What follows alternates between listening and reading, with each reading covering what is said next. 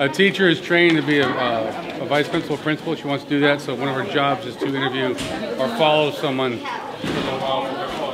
I see. Really? He's a really good principal. That's going to cost me some money. Mika, where you heading? Hey, how'd your new day? First date. You've only been here 2 hours. What's your favorite part of the day so far? Just school? Yeah. You're a pretty good kid.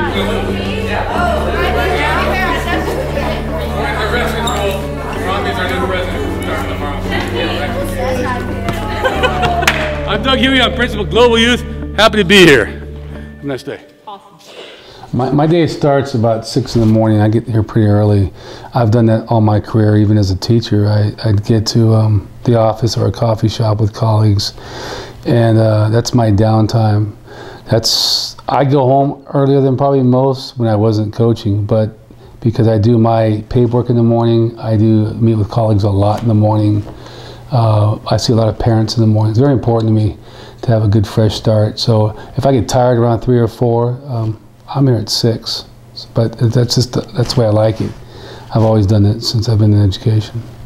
20 years ago, I thought I'd be a college basketball coach. I think the coaching really has helped me be here now. It's a leadership thing that I learned through coaching. I made some mistakes coaching, but I think that's really what prepared me to do this. Because you work, when you're coaching, I don't care what level, you are preparing constantly. We're dealing with game changes like you would in a school constantly. You're working with personnel every day. You're dealing with the community, which would be parents in this case.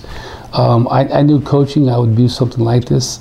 I didn't think I thought I'd be a principal one day. Hey, Carver, come here, Carver. You're one of the tallest kids on campus. Come here. He's the tallest one here. Is it Hughey? Yeah, girl. Yes, ma'am.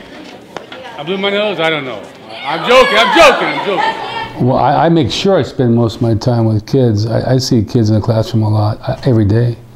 And you wish that when you go to school, I'll be in the classroom every day. You can here at this site because I only have 150 students.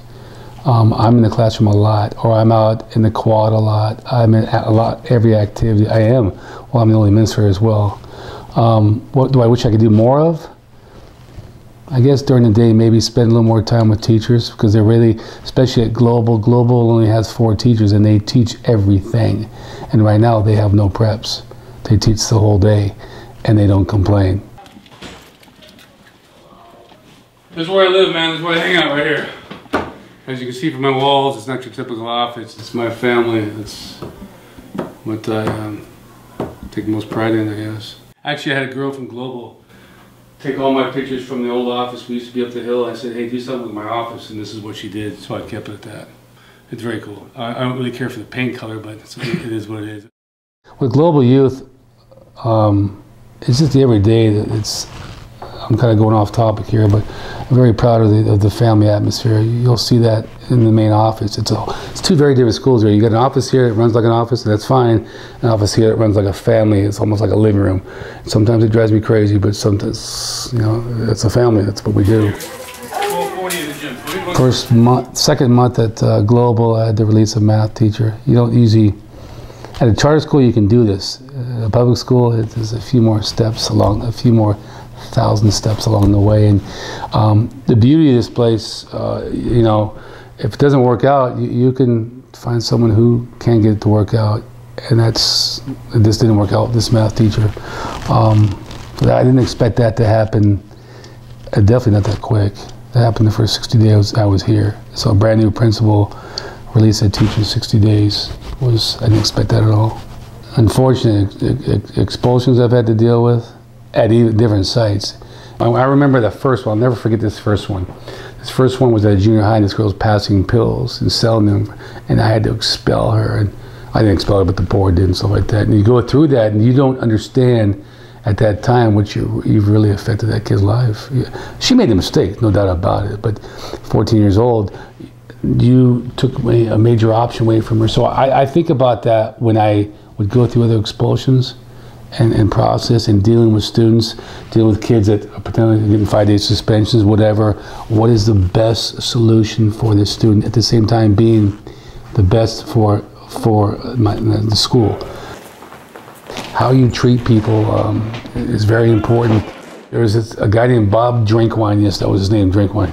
He was a custodian, and he came in and he couldn't pay his bills. He was our head custodian. He was behind everything. I walked in the district office once, and it was next to my office. All of Drinkwine's bills are all over John Allman's desk. He's a superintendent. It's a weekday, 11 o'clock in the morning. I don't remember what day it was. I walk in. He is working with him and how to budget his bills. That, you can't teach that.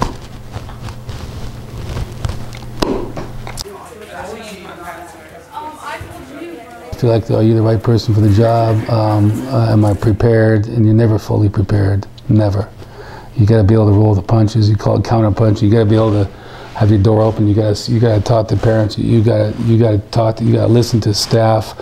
That's probably the first worries. Are you good enough?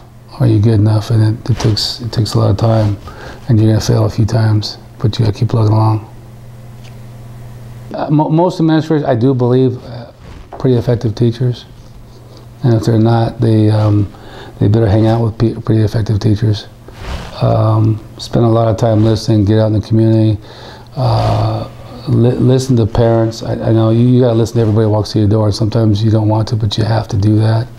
Take pieces along the way. I've had principals. Mr. Jordan taught me family first, no doubt about that. Mr. Allman taught me how to listen. Mr. Cloney taught me how, he was a backup counselor, now a superintendent. He taught me the counseling aspect of this. You pick up these things along the way. You don't just get this overnight. There's some fabulous people that know how to work with kids and know how to work with kids. We adjust, man. Sometimes you gotta adjust. Sometimes you have to adjust. Yes. Who needs Field of Dreams, man? We got Field of Global.